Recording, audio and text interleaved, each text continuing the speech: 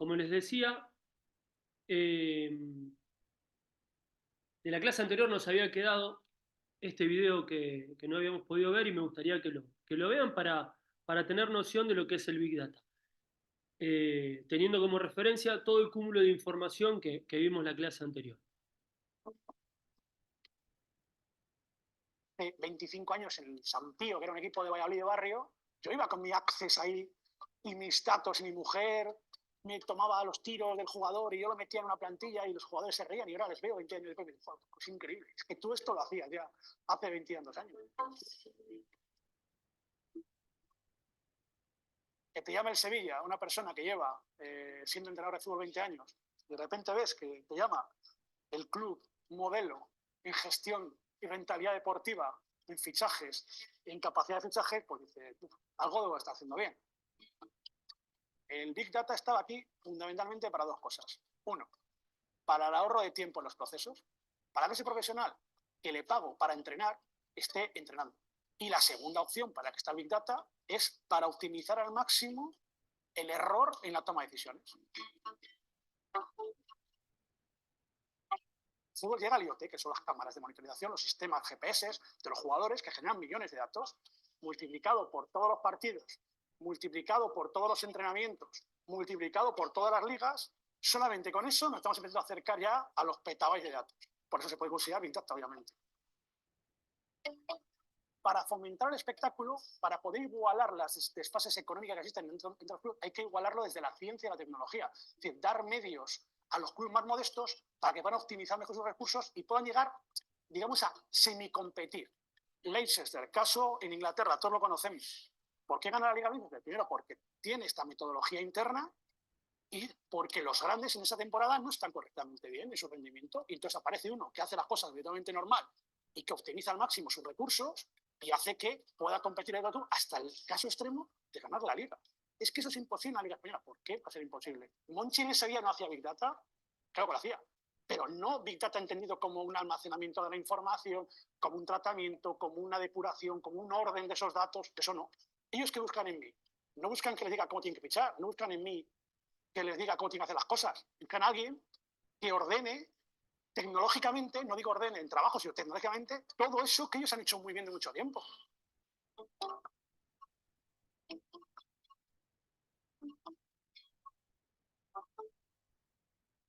A la hora de analizar un jugador en que nos tenemos que fijar en muchísimos aspectos. Pero lógicamente hay un aspecto fundamental, que es el aspecto subjetivo, el famoso método Monchi. Yo digo, el club que sea X tiene un grupo de ojeadores, cuales ellos informan de lo que ven diariamente en muchísimos campos. Después empezamos a ver valores, por ejemplo, valores físicos, velocidades, más de 21 a 24 kilómetros, aceleraciones, deceleraciones, kilómetros totales recorridos, kilómetros totales recorridos cuando tiene la pelota el rival, kilómetros recorridos cuando tiene la pelota tú, kilómetros recorridos cuando está parando un juego, ¿cuál es tu velocidad máxima? Velocidad máxima a partir de 32, un montón de 150 parámetros, los cuales, personalizados por los entendidos físicos, dicen la información física de un jugador. Ahora vamos al dato, claro, técnico-táctico. Hay que saber ese jugador cómo se comporta ante ciertas variables de juego. Asociaciones, pases en largo, pases en corto, robos, interceptaciones, tackles, millones de datos que se generan ahí y a partir de ahí yo saco, pues yo decir, el club, cuando digo yo me refiero al fútbol, saca información para poder fichar a un jugador. ¿Te puede gustar? No es Big Data. Pero lo que es indudable es que estás en una nueva revolución industrial llamada el Internet de las Cosas. Y que todo lo que gire alrededor tuyo se generan millones de datos. Bien sea fútbol, cuentas bancarias, procesos productivos o vida personal con redes sociales. O estás o tienes un problema. Sí.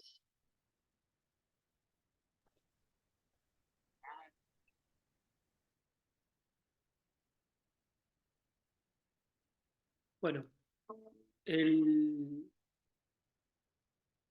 el video iba un poco orientado a el ordenamiento de los datos y a los datos recabados en el análisis del futbolista, ¿no? Del jugador. La clase anterior les había contado sobre los fractales en un proyecto de análisis. El fractal es un objeto geométrico en el que se repite el mismo patrón a diferentes escalas y con diferente orientación. permiten comprender dinámicas tanto en lo micro como en lo macro, pudiendo anticiparnos ciertos tipos de información que de otra forma no tendría información lineal. Es como para entender lo que es un fractal de trabajo.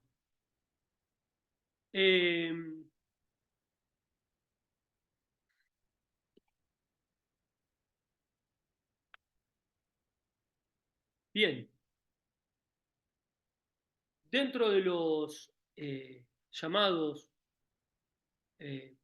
fractales de análisis, ¿no? O dentro de un proyecto de análisis, tenemos distintas aristas donde dividir el proyecto, ¿verdad?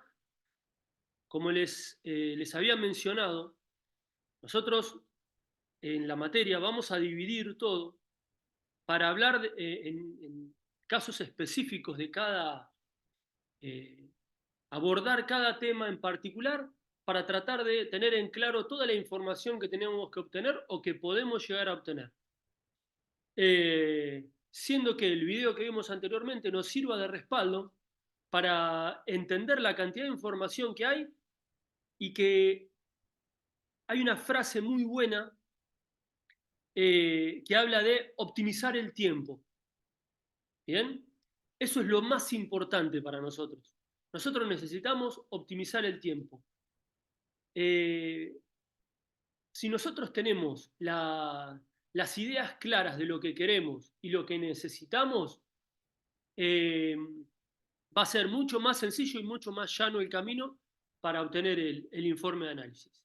Vamos a el informe de jugadores. El análisis individual del jugador, ¿para qué sirve? El análisis individual del jugador nos permite evaluar procesos de rendimientos, ¿bien? Rendimiento de los jugadores propios y los jugadores rivales, estudiar las acciones del puesto, es un método de análisis para obtener información, para obtener nuevas métricas de análisis y a su vez para evaluar potencialidades y debilidades, tanto de mi jugador como de otros jugadores. Esto ya sea para generar un informe de un futbolista, para incorporar, a ver qué quiero, qué necesito y qué hay dentro del mercado y qué puedo incorporar, o para evaluar el rendimiento de los jugadores oponentes para informar a mis propios futbolistas. Vamos a ver este video que es un análisis de una página anónima, ¿bien? Como para tener una idea y a partir de acá comenzar el análisis en profundidad. Hoy en día son pocos los futbolistas que tienen más recursos técnicos y tácticos que Kevin De Bruyne. El belga tiene una calidad de primer nivel, pero lo que lo hace de los mejores del mundo es su interpretación del juego y las decisiones que toma. En este primer capítulo de una serie sobre todos sus conceptos a la hora de jugar, vamos a enfocarnos en cómo lee los espacios entre las líneas rivales. A continuación mostraremos 5 formas en las cuales Kevin saca esta ventaja.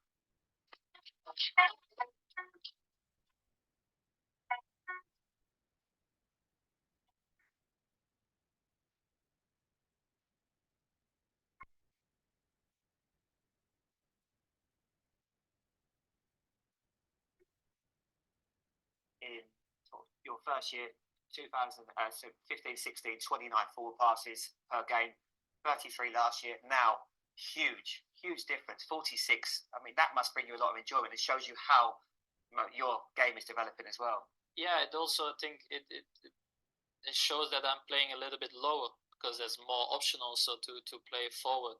Obviously, we play with hold the team forward, and it also depends in the system that we play. Acá vemos cómo estar retrasado en el campo le da opciones de mover la pelota hacia adelante. La combinación, también conocida como pared, ese pase hacia adelante, en el fútbol de hoy es muy difícil darlo. Kevin usa ese pase para salir de una zona menos peligrosa y meterse automáticamente en otra que lastima mucho más, ya quedando de cara al arco. Fíjense qué importante es el concepto que se nos enseña casi cuando empezamos a patear la pelota, ese de tocar y andar. Con ese pase están eliminando la marca de 4 rivales. Everybody has to be in his position, but you can swap.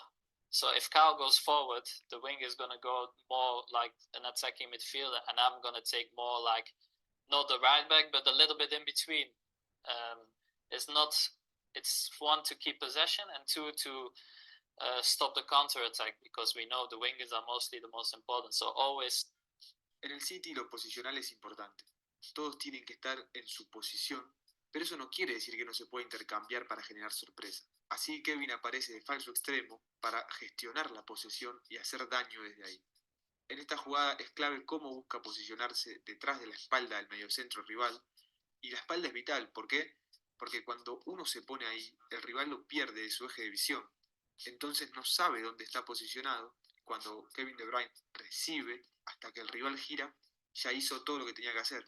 Además, en este caso puntual, también está reteniendo posicionalmente al lateral, que no puede seguir al extremo de City, que se desprende y llega para atacar el espacio. A lot of times David in position where we can start to create an attack, and then we need to go quick forward and be decisive. He doesn't like it where you just pass it. Only the end of the games to kill games off, and for the rest is like there's really something behind it. Ahora veamos una jugada típica del City de Pep. El equipo utilizando el ancho del campo, moviendo la pelota de lado a lado, siempre dando un pase más para buscar reorganizarse con la pelota y ver si así puedes acomodar un poco al rival.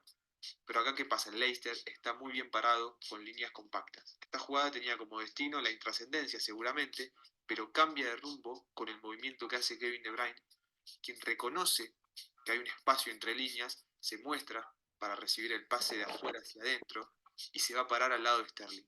¿Por qué se para al lado de Sterling?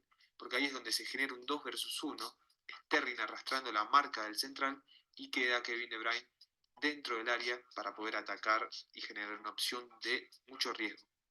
Otro ejemplo de acuerdo al pase de afuera hacia adentro, que es un pase muy complejo de marcar, es el siguiente. Vemos como un buen posicionamiento le gana a la cantidad de jugadores rivales. Kevin se ubica entre central, lateral izquierdo, medio centro y extremo izquierdo. Y un simple pase lateral lo deja en posición de peligro ante la ruptura de su compañero. Veámoslo en acción. Algunos matices interesantes, como ver la forma en que ajusta su velocidad a la de los jugadores de United para poder quedar entre líneas, no la podemos ver porque no están permitidos algunos videos en YouTube por temas de copyright, pero sí podemos ver como cuando Walker duda sobre si jugar hacia adentro, él le hace una seña de que vaya hacia adelante. Cuando recibe de Walker, ya interpretó que debe jugar al espacio. No importa que esté minado de camisetas rojas, tiene que jugar al espacio porque tiene ventaja posicional. Ahí ya se generó el pasillo indicado para atacar ese espacio por la banda. A todo esto ya había hecho un prescan y había mirado para los costados para darse cuenta de que su marca estaba muy muy lejos de él y entonces tenía tiempo para jugar. Y tampoco tenemos que olvidar en jugadas de este estilo que un equipo estaba corriendo de espaldas a su arco y el otro viene de frente. Entonces uno de los dos equipos tiene una ventaja de velocidad y de visión que tiene que explotar. You see, everybody is in his place, so that is the trust. Everybody needs to be in his position to create the openings that we have. And at the time, we like to play a lot where you pass the ball forward and comes back, because it makes it easier for us to attack, because the midfielders, they have to turn around and I'm in the forward position, so I get that 2 meters in front of them, so it's very difficult to catch whoever is on the ball to catch them from behind. Van a ver como siempre en la pizarra hay fichas celestes bien cerca de las líneas. Esto hace que City sea un equipo bien abierto en ataque y a mayor apertura habrá más espacios para jugar por dentro. Bueno, pero estos espacios hay que saber buscarlos. En esta jugada, De Bruyne está en la zona central todo el tiempo moviendo la cabeza. ¿Por qué hace esto? Está sacando una radiografía del espacio y particularmente acá da unos pequeños saltos para acomodarse entre sus marcadores, aprovechando que ellos tienen la mirada fija en el pasador y sobre todo en la pelota. Entonces se ubica ahí en esa zona central que con una buena recepción, un buen control orientado, le permite estar de cara al arco. y ya estando ahí, habiéndose sacado de encima la marca, con tan solo un pase hacia adelante, tiene muchas probabilidades de generar peligro.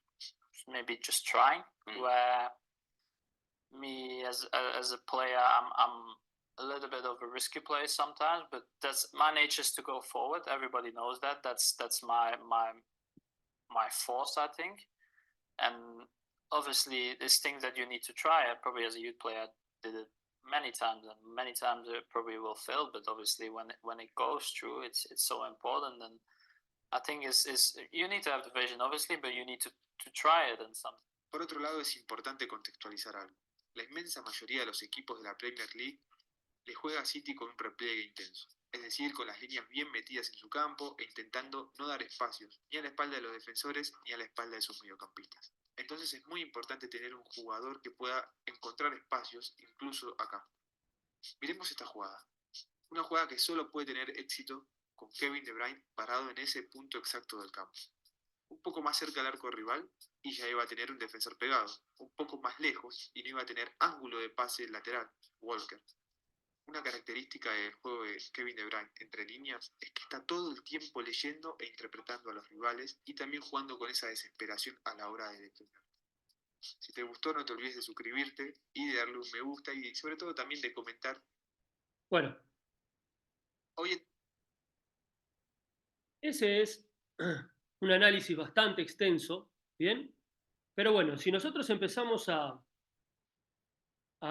desglosarlo y a tomar nota de lo que habla el analista, de los movimientos del jugador,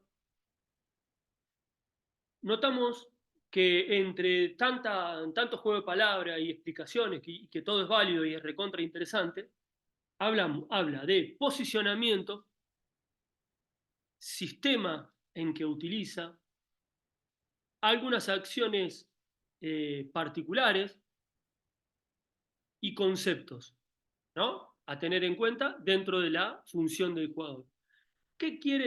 ¿Con qué tiene que ver eso? Con el modelo de juego. Bien, ahora, el jugador, ¿por qué puede adaptarse a eso? Porque tiene precisión en el pase, porque tiene vista periférica y porque tiene buen control orientado, que son, en definitiva, las acciones más importantes de un volante ofensivo. Nosotros, cuando analizamos al jugador, ¿bien?, tenemos que tratar que esto que acabamos de escuchar sea el feedback que tengamos con el entrenador o con el jugador o con la persona a quien nosotros enviamos la ficha.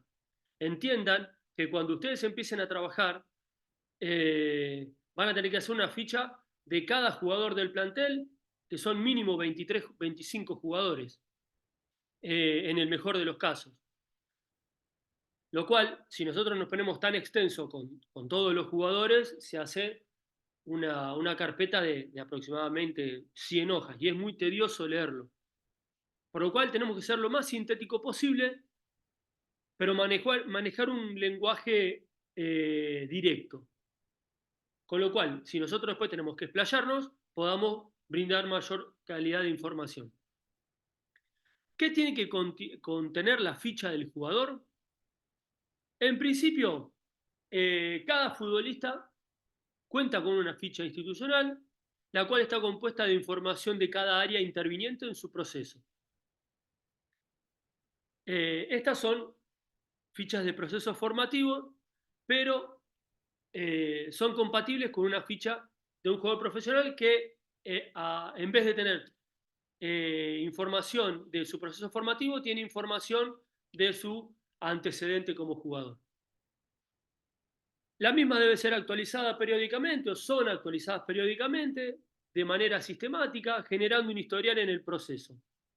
Desde cuántos minutos jugó, las titularidades, los goles, las amonestaciones, los clubes, los traspasos y demás, las lesiones. Como objetivo es el seguimiento de cada jugador, su constante evaluación y sobre todo que cada área tenga un primer canal de información sobre la actualidad del futbolista. Las áreas que intervienen dentro de una ficha técnica de un futbolista, el área de entrenador, el área de rendimiento, el área psicosocial, el área médica, el área nutricional, el área de video y el área administrativa. Vamos a tocar los puntos más importantes, que es el área nuestra y el área de rendimiento. El área de entrenadores, ¿qué vuelca? Valoraciones tácticas, posición alternativa, acciones destacadas, acción a mejorar, valoraciones técnicas, perfil, aptitudes, aspectos a potenciar o a mejorar, rendimientos en los partidos, la cantidad de citaciones, minutos de juego, titularidades, ingresos, rendimiento en los entrenamientos, presencialidades, predisposición, valoraciones respecto a los jugadores de proyección. Eso puede ser o jugadores de reserva a ingresar o próximos a subir a división reserva. El área de rendimiento nos ofrece índice de valores sobre los volúmenes respecto a cada posición como guía para la información, valores sobre las distancias recorridas, el entrenamiento como en partido, valores sobre intensidad, distancia de alta velocidad, número de sprint, cantidad de aceleraciones y desaceleraciones, entrenadas y en partido. Esto lo vamos a ver con detenimiento cuando analicemos los entrenamientos. Promedio de índice de esfuerzo en los entrenamientos, indicaciones sobre la progresividad de las tareas para los jugadores que vuelvan de una lesión. Toda esa es la información que nos arroja el área de rendimiento. Esta, si quieren, pueden sacarle una foto o una captura de pantalla. Estas son algunas de las páginas de las cuales nosotros podemos sacar información.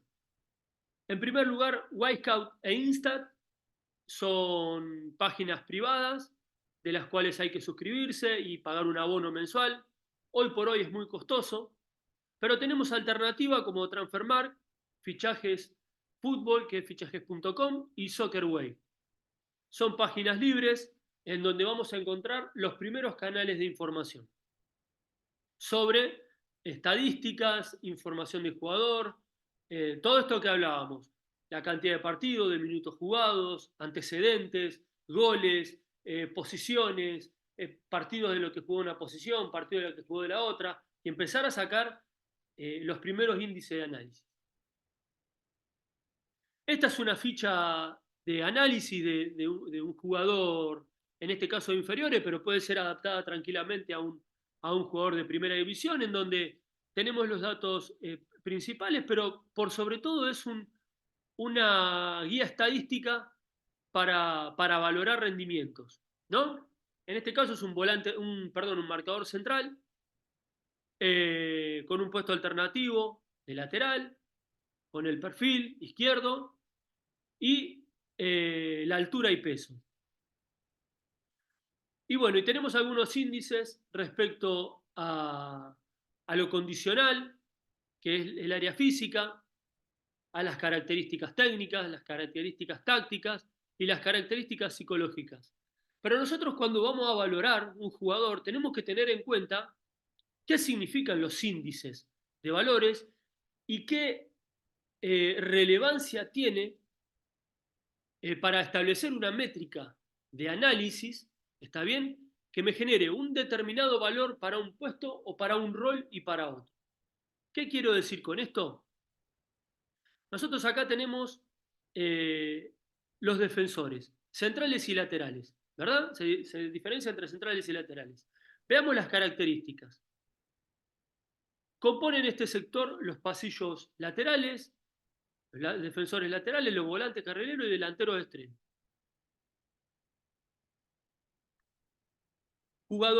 ¿Qué características tiene? Jugadores rápidos, donde predomina la velocidad por sobre la contextura física. El desequilibrio es un punto importante a tener en cuenta.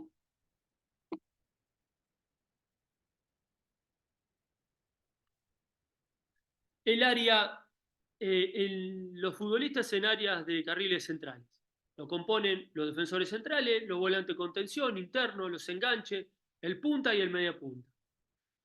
Las características, la velocidad es importante, aunque no es determinante. Sí es necesario que el jugador pueda resolver en espacios cortos con rapidez. La altura y contextura corporal darán ventaja para afrontar las disputas físicas, sobre todo en centros o pelotas divididas. Y por último, cuando hacemos la elección del futbolística con característica defensiva, vemos la zona, ¿no?, en donde mayormente se producen las acciones defensivas, es el sector donde predomina la capacidad de marca y la agresividad en los duelos. Las acciones defensivas se ven muy enmarcadas. Es importante que el jugador comprenda las primeras acciones ofensivas, las cuales se intensifican en el avance del campo. Consideraciones para la fase ofensiva: los primeros pases de salida, primeros movimientos para que el equipo avance con posesión, se contemplan todas las variantes, respaldos, las coberturas, los anticipos, las permutas y las progresiones, habilitaciones, conexiones con línea, progresión en el campo. Fase defensiva: marcaje de área, referencia de pelota, hombre, palo, punto penal, segundo palo, espalda, achique de la pelota, referencia de arco. Contempla los movimientos respecto a la trayectoria de la pelota, teniendo en cuenta el posicionamiento y movimiento del rival, tomando como referencia nuestro arco. Movimientos en bloque, achique, anticipo, basculaciones, retroceso y compresiones. Esas son las características que tenemos que tener a la hora de evaluar, o la idea que nosotros tenemos que tener a la hora de evaluar a los defensores. En este caso, estábamos hablando de un central. Ahora bien, parámetros de análisis, aspectos a evaluar. Tenemos parámetros técnicos, tácticos, físicos y de personalidad. Veamos los parámetros técnicos. Fíjense que las líneas azules son de un marcador central y las líneas naranjas son de un marcador lateral. Como referencias técnicas, tenemos puntos de análisis irrelevantes, que no son necesarias, importantes e imprescindibles. Ahora bien, juego asociado corto. Para un central, el juego asociado corto es importante. Para un lateral es imprescindible. El juego asociado largo, al revés. Para un marcador central es imprescindible, para un marcador lateral es importante. ¿Por qué?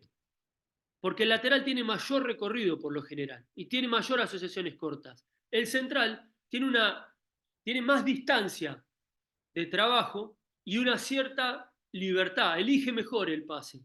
Entonces, el pase corto es importante, pero no es imprescindible porque tiene más tiempo. ¿Está bien? Lo mismo pasa con los centros. Para el central no es necesario evaluar el centro o tener una fineza en la evaluación del centro. En el lateral sí, porque hace en su progresión de volante o finaliza de extremo. Y fíjense el juego aéreo. Para el lateral es importante, pero para el central es imprescindible.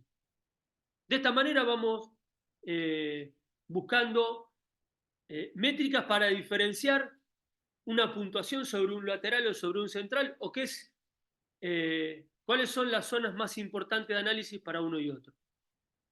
Y respecto a las valoraciones físicas, la fuerza es más importante en un central que en un lateral, pero la velocidad es más relevante en un lateral que en un central. Ahora bien, el siguiente gráfico se resalta